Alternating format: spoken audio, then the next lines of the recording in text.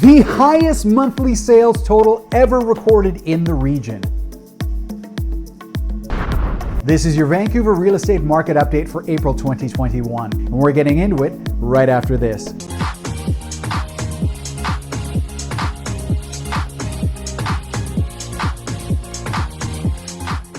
Hey everyone, I'm Craig Veroni with Masters Realty. I'm your local real estate agent here in Vancouver, BC.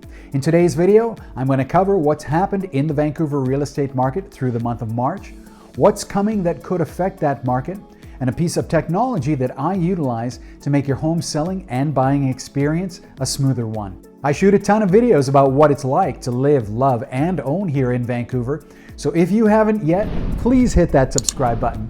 And don't forget to hit the bell as well, so you can be notified the moment that I have a new video out. I really want you to be able to stay up to date on all the latest tips and insights into the Vancouver real estate market, so you can become an expert too. All right, let's dive into it. March sales were the highest monthly sales total ever recorded in the region. There was a 126.1% increase from the sales recorded in March of 2020 to those recorded in March of 2021, and a 53.2% increase from the homes sold in February of 2021. Last month's sales were 72.2% above the 10-year March sales average, and as I said, were the highest monthly sales total ever recorded in the region.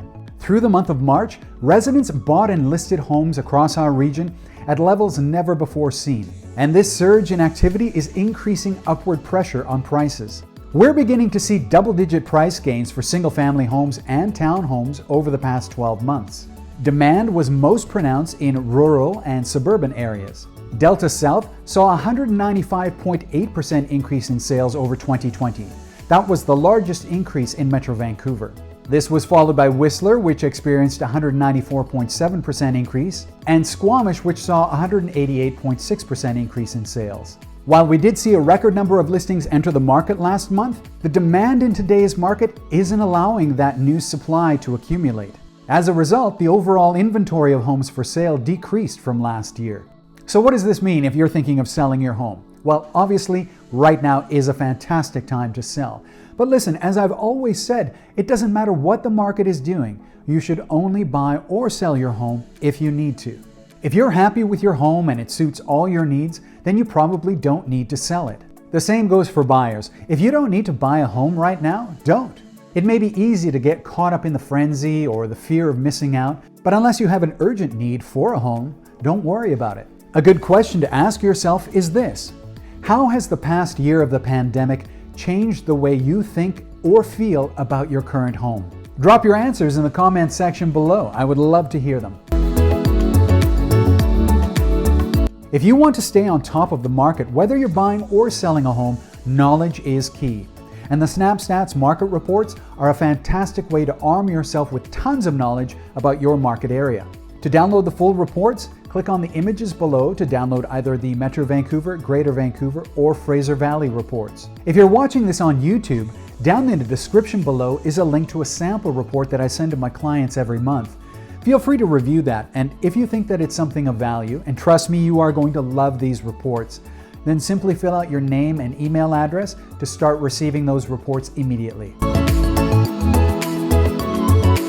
The OSFI recently announced they may be looking to increase the stress test yet again as early as the beginning of June. The current proposal would cut home buyers' buying potential by approximately 4.5%. This may not sound like much, but in an already heated market where multiple offers are everywhere, this could mean the difference for some people getting the home that they really want or not. This won't affect every buyer, but if you are looking to make a purchase over $1 million with 20% down, it will affect you. It does not affect you if you're looking to make a purchase with less than 20% down, or looking to switch your mortgage to another lender if your home value is under $1 million with an amortization period of 25 years or less. Now, there are lenders such as credit unions which do not fall under the purview of the OSFI.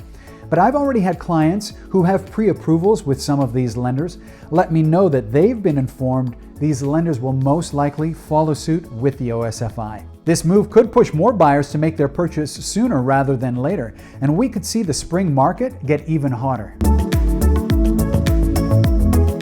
I talked about this in last month's market update video, but I feel that it's worth repeating since, we've just had the highest monthly sales total ever recorded in the region. I also had a client mention it in a recent review they left on Google for me. I'm talking about how do you win in multiple offers if you're a buyer right now. It is tough if you're a buyer out there in today's market. Multiple offers are the norm again, and the best way for you to find the home that you want and get your offer accepted is to work with an agent like myself who has a defined strategy when it comes to offer presentation. Here's how I help my buyers navigate the buying process during these challenging times. First of all, if they don't already, I ensure that my buyers have a pre-approval in place for their mortgage before we start looking at homes, unless they're cash buyers, of course.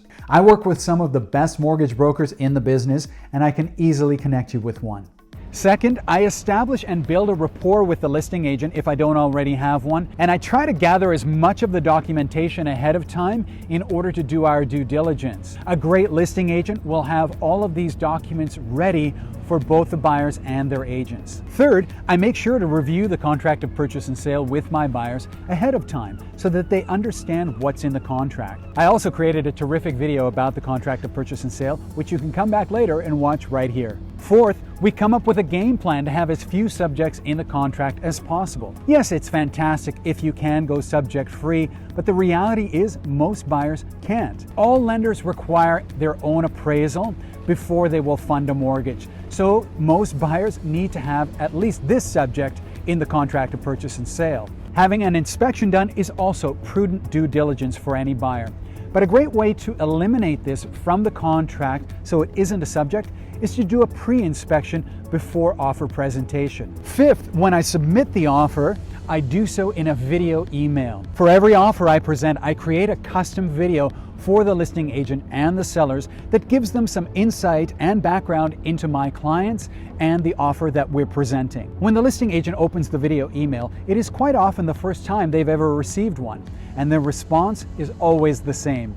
They are both delighted and impressed. Because the video, the offer, and any other supporting documentation is embedded directly into this email, they can forward this to the sellers directly. I can't tell you how many times I've helped my buyers win out in a multiple offer situation, even when they were not the highest price and when they had subjects in their offer. I was recently the listing agent for a property where a letter from the listing agent and the buyers helped sway my seller to select their offer over the others. These things work.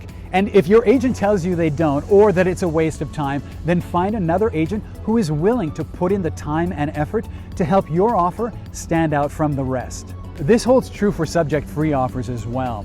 Just because your offer is subject-free doesn't mean that it's a lock.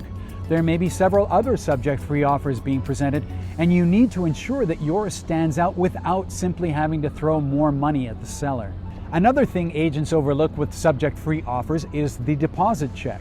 If your buyer can have the deposit check in hand and they're going in subject-free, this is another great way to help tip the scales in their favor. If you're selling your home soon, please ensure you hire an agent like myself who has a robust marketing strategy. Having a strategy when listing a home is just as important in a hot market.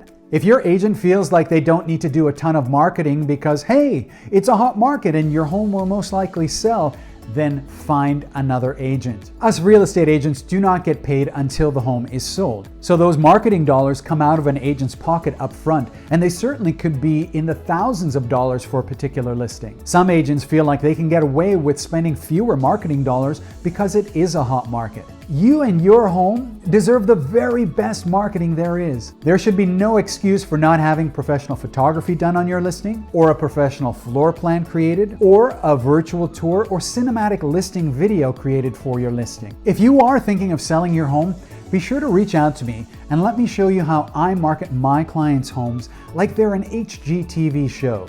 And by doing so, how I sell my clients' homes faster and for more money. Now, whether you're planning on buying a home this year, and especially if you plan on selling your home, you want to make sure you have access to the best information and do as much research as possible.